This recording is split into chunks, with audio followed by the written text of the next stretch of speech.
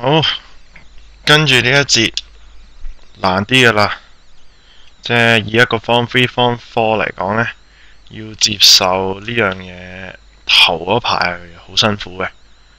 咁不過你慣咗呢，就冇嘢噶啦，都係嗰句啦。以後落嚟呢，我哋要學兩幅圖，其實即係都係一啲咁嘅圖嚟嘅啫，即係咩 XY axis、Y axis， 唔係啲咩好抽特別嘅圖。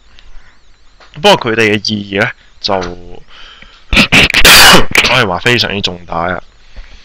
第一樣嘢叫 displacement distance graph 啦，或者我哋話 y-x 啊。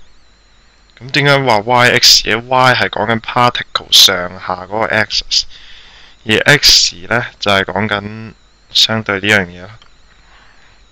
咁我哋可以睇翻 displacement 相對翻嗰個距離，佢而家個 disturbance 係點啦？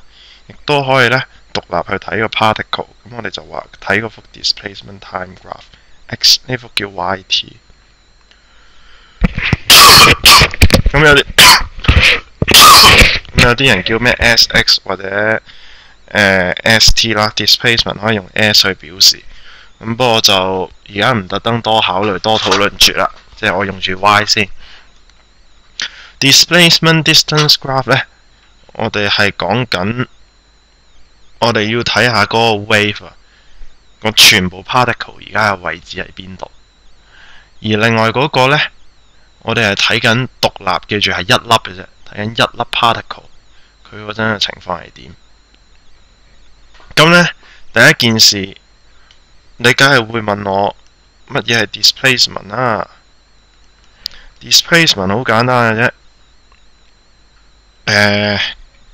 點樣話簡單呢？我哋話我哋有樣嘢叫 travelling distance 啊。嗱，而家呢，如果話俾你知由呢一點去呢點呢 displacement 我哋講咗 travelling 先。如果 travelling 嘅話，我可以咁樣行噶嘛，咁樣行先至返嚟呢度都得噶。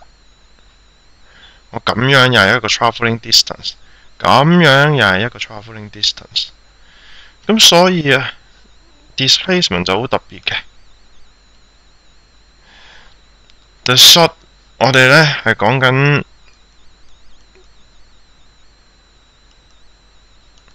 基本上呢，呢個唔係一個 standard 嘅 definition， 不過呢，我想俾你有個概念，就係呢 displacement 呢就係咁嘅意思啊。maximum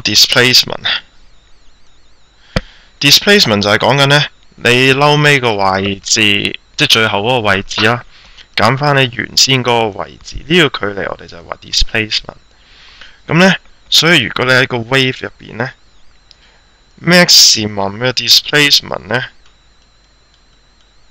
我哋寫翻 y 啦 ，maximum y 啊，會係乜嘢啊？maximum 嘅 displacement 咪就係佢嘅 amplitude 咯，因為佢最遠就係呢個位啊嘛。咁你呢個位呢兩點最短嘅距離，呢個咪 A 咯，啱啱好。咁如果啊呢粒 particle， 我問你，假設一個 wave 啦，呢個叫 x 啊，咁啊問你 displacement of x after 0.5個 period， 咁你又會點樣答啊？咁根據做法，畫翻出嚟先。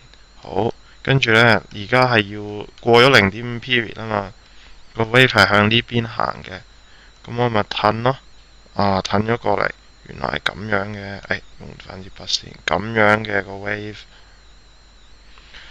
咁好啦，有啲人就唔明啦，喂，呢度有一點，咁啊搭兩點搭住喎，咁 displacement 係幾多啊？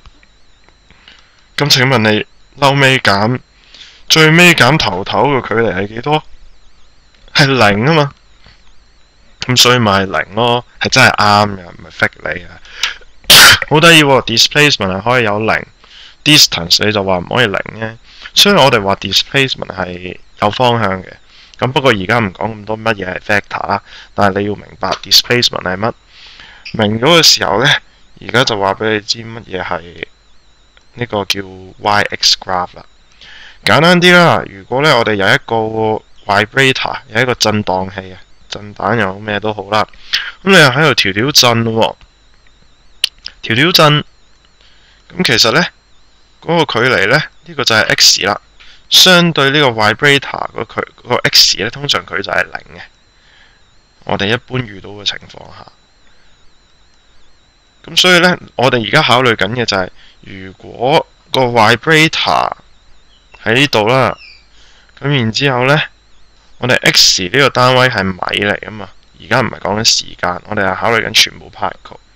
咁我哋其實想問下，喂，喺唔同嘅位置啊，佢哋嗰啲 amplitude， 即係嗰啲 wave 啊，嗰個係嗰個 wave level 個energy level 係幾多？咁呢，我哋所以就會有呢啲圖啦。咁然之後呢，我哋又會研究啲乜嘢呢？我哋就會研究啊，咁請問你呢粒 particle 而家係點啊？呢粒 particle 係點？呢粒 particle 係點？冇錯啦，就係問呢堆問題咯喎。咁我哋解答下先。嗱，首先呢幅呢係 XY graph 嚟，千祈唔好搞錯。如果一幅 XY graph， 我哋考慮晒啲 special points 先。咁假設呢啲頂點，好。嗱，兩個頂點相對嘅啫，我照樣考慮啦。請問呢啲頂點而家係咩狀態啊？咁你又問自己咯，咁啊真係大領落啦。到底係幾多呢？冇錯啦，而家就係要問自己呢個問題，到底係幾多呢？咁我哋唔會解答呢啲問題住嘅，我哋遲啲再解答。但係呢，我哋會俾你知道一樣嘢，睇呢幅圖呢。我哋一定可以斷定到咩？呢個係個 wavelength， 米嚟噶嘛，個單位係長度。咁呢個就啱啱好一個 wave， 咁好明顯就係一個 wavelength 啦。咁但係我知唔知？我知呢個啦，但我知唔知呢啲啊？喺呢度似乎唔係好知喎，因為我哋冇任何一個關於 time 嘅 unit。咁同埋呢個 wave 啊，佢可以再 travel 啊嘛，咁可能呢，所以我哋會 xt graph 呢，我哋通常唔會淨係睇一幅嘅，我哋會睇兩幅嘅。可能佢會話俾你知0.5秒之後呢，就多咗1/4個出嚟。咁呢個呢，我哋寫翻 t 啊，呢個係0啦，一開波係咁。咁你就知道，原來0.5秒就係1/4個 t 喎，咁所以 t 係1秒，咁然之後你又先識得計呢堆嘢，可以好靈活咁樣去考法嘅 displacement distance graph， 但係你起碼要明白到我最想講呢 part 嘅啫。呢幅圖係想表達緊啊，相對呢個 vibrator 嗰個距離啊。嗰個 particle 佢而家係咩 level？ 佢而家係咩 level 之餘呢？佢而家 travel 緊個咩嘅？係 upward 啊、downward 啊，定係 momentarily at rest？ 咁呢，如果你話咩 moment 嗰個 travel direction 呢？頭先我哋話擺開啲呢，其實係照樣做到嘅啫，係照樣咁樣做。咁啱唔啱啊？你而家就要問自己呢樣嘢咯喎，冇錯啦，一堆 particle， 你唔係考慮獨立一個 particle 呢，咁樣去做嘅話呢，都係正確嘅。咁我哋大概 displacement distance 呢，我哋講住呢度先。我想分翻兩節，下一節我哋會講 displacement time。咁嗰個呢，我哋係考慮緊獨立一粒 particle 呢。獨立一粒 particle 呢，佢個 motion 嗰時係點樣嘅 ？OK，咁啊下一節再講啦噃 ，displacement time graph。